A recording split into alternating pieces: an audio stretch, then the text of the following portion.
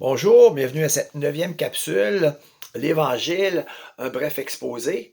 Et j'aimerais comme d'habitude faire un résumé de la capsule d'avant où ce que j'avais fini avec la lecture de Romains chapitre 3, versets 9 à 18. Un petit chapitre, petit bout de chapitre que Dieu m'avait donné pour me donner des notions à savoir qu'est-ce que la vérité. Une vieille question, parce que c'est une question que Ponce Pilate a posée à Jésus pendant son interrogatoire avec lui. Et c'est la question que je me posais depuis jeune, sans savoir que Ponce Pilate avait posé cette question-là. Puis là, je disais aux chrétiens, qu'est-ce que la vérité? Parce que je voulais savoir c'était quoi.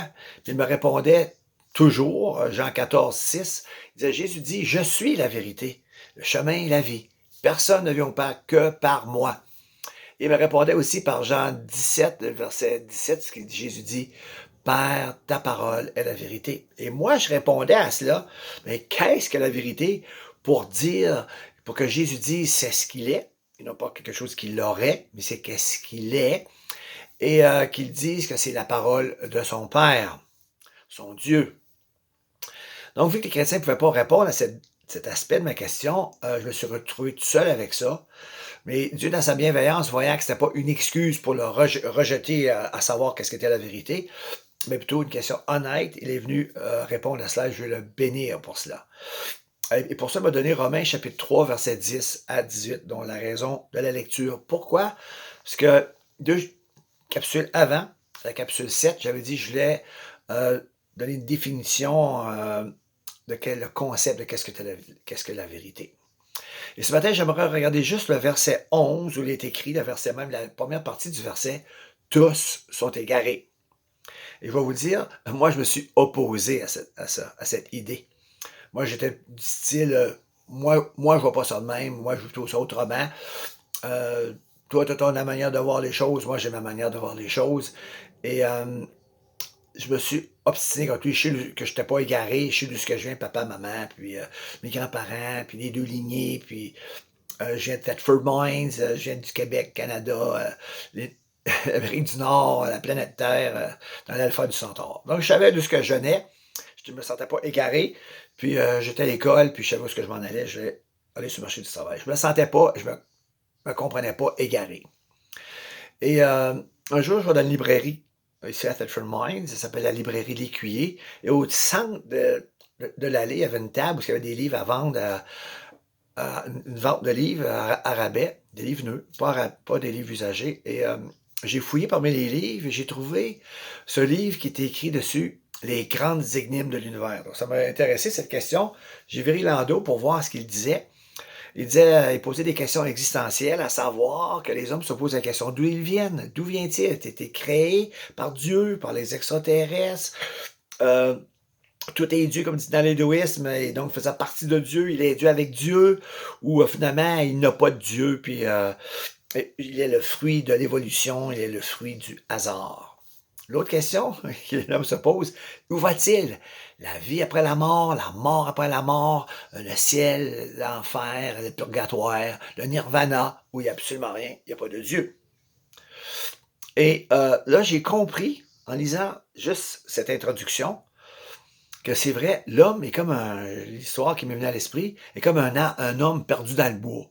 Il ne sait pas le chemin d'où ce qui vient, il ne sait pas comment retrouver le chemin d'où ce qui vient, et il ne connaît pas le chemin pour aller là ce qu'il veut aller. Même il ne sait pas où ce qui s'en va. Alors il tourne en rond puis il est perdu.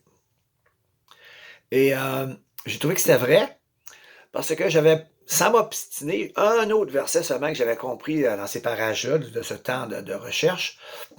C'était l'Ecclésiaste, ça c'est le psaume, Proverbe, l'Ecclésiaste, qui dit au chapitre 3, il y a un temps pour tout sous le soleil, un temps pour naître, un temps pour mourir, un temps pour naître, seul moyen d'entrer dans ce monde, et un temps pour mourir, seul moyen de sortir de ce monde.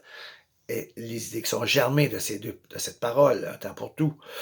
Et par conséquent, s'il y a un temps pour naître dans ce monde, un temps pour mourir, pour en sortir, euh, je comprenais donc d'où vient-il ce monde dans lequel je suis né. Donc j'ai vu que tous sont égarés était entièrement vrai.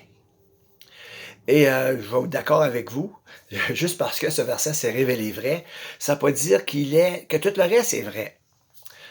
Mais voici ce que j'ai compris. Lorsque il y a vérité, elle est objective et elle est conforme à la réalité dans laquelle je suis né et dans laquelle je dois mourir pour en sortir.